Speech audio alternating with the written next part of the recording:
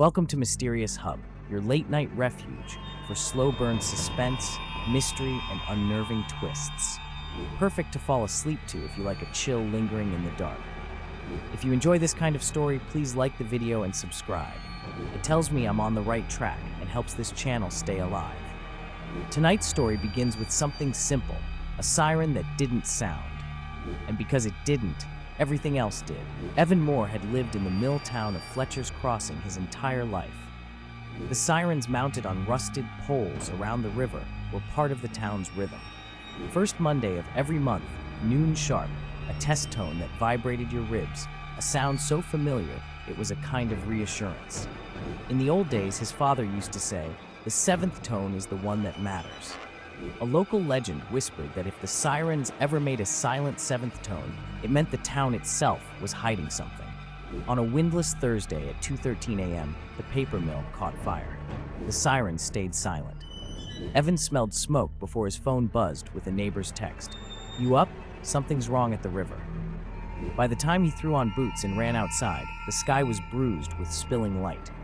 He expected the high wail of the town's alarm at any second. Nothing. Why didn't the emergency sirens trigger during an obvious crisis? Evan worked at the community college, but he still carried an old volunteer badge from his high school days with the Emergency Services Club. It wasn't much, just enough to make people stop asking questions while he asked his own. The siren control sat inside a brick water tower beside the river, old municipal hardware that had outlived 6 mayors. By 2:40 a.m., firefighters fought thick flames. The tower gate should have been open, but the padlock was new, silver, untouched. On the ground, something glinted, a fallen brass tag stamped with a number code, 017. He snapped a photo and sent it to his friend Daniel, a journalist who'd been reassigned to light, human interest stories after his last expose hit too close to the mayor's office. "Evan, you ever seen this tag number? Code 0117 shows up on a procurement ledger I pulled last month. Phase 0 purchases, $28,000 for siren modernization." Modernized to what? Silence? The sirens hadn't failed. Someone had replaced their control and locked the access. At City Hall, the emergency management office had a manual override switch behind glass. Pull it, and every siren in town screamed. Evan and Daniel arrived to find the panel powered but disabled. The toggle was there, but its circuit had been bypassed by a small black box wired in. A sticker read, "Hamill & Sons Electrical, License 1193. Daniel recognized the name. Hamill's did all the municipal contracts. They also chaired the mayor's re-election fundraiser. "So we're upgrading safety systems by making them quiet," Evan muttered. He photographed the box and noted 2 tiny LED lights, one green, one red, both off. The unit had an RJ45 port like a network jack. Who was really working the sirens, and to what end? Back at Evan's apartment, they carefully tested the black box by plugging it into his router. A hidden SSID appeared, Fletcher Patrol, password protected. The hint read, "Lake Code, old rumor." The town always hid budget items under lake dredging. Lake Code was what old-timers called anything the town paid for but never admitted existed. Evan tried obvious passwords, nothing worked. Then he stared at a framed photo of himself as a kid with his dad, skipping stones on Deerhead Lake. The lake sign had a motto underneath, "What you don't throw returns to you." He typed, "Return to you." The network opened. A web panel displayed a map of town sirens, each marked online. Across the top, suppress active, 0 hours 41 minutes. The suppression command had started 41 minutes earlier. Someone had silenced the alarms on purpose.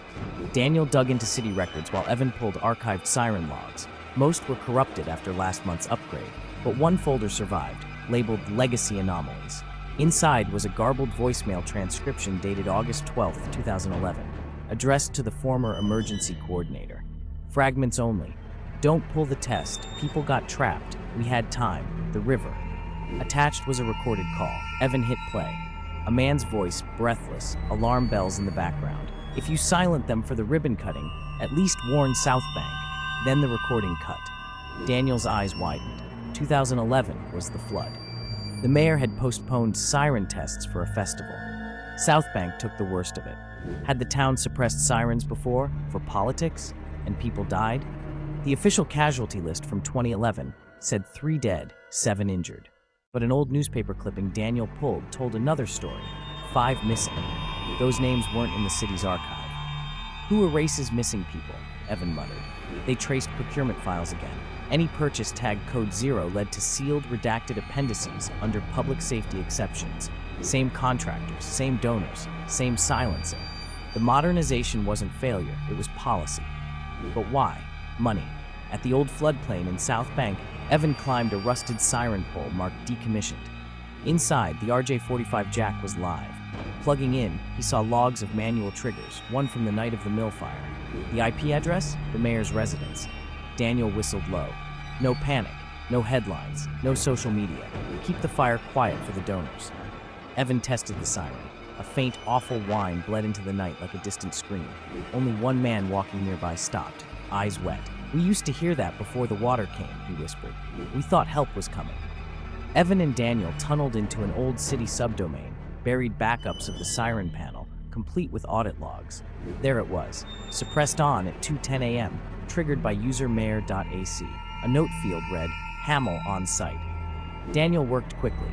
They had motive too, the redevelopment plan for the riverfront. If a major incident was logged, insurance and bonds stalled. Keep the alarms quiet, the money flowed. They scheduled their expose for dawn, but at 5:58 a.m., the hidden panel flashed. Suppress all, permanent. Admin Root had seen them. Evan's jaw tightened. Okay, one more trick. The clock on the studio wall flickered, 2:47 a.m. Dead air threatened, so I opened the phone lines. Static hissed, then a voice, raspy, too close, cut through. You'll spill your coffee. My hand jerked, mug tipping, hot liquid staining the soundboard. I froze. The caller continued, you'll glance at the window. Compelled, I turned. My own reflection stared back, but its lips moved before mine. You'll reach for the lights. My hand, almost against my will, found the switch. The studio plunged into darkness, red emergency glow bathing the room. The voice grew softer, more urgent.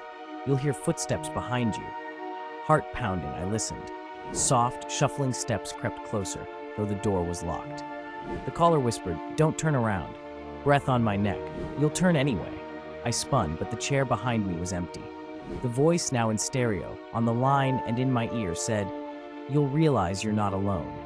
My reflection in the glass grinned while I cowered. You'll scream, it promised. My own voice echoed, screaming, from both sides of the glass. The line went dead. The reflection stayed.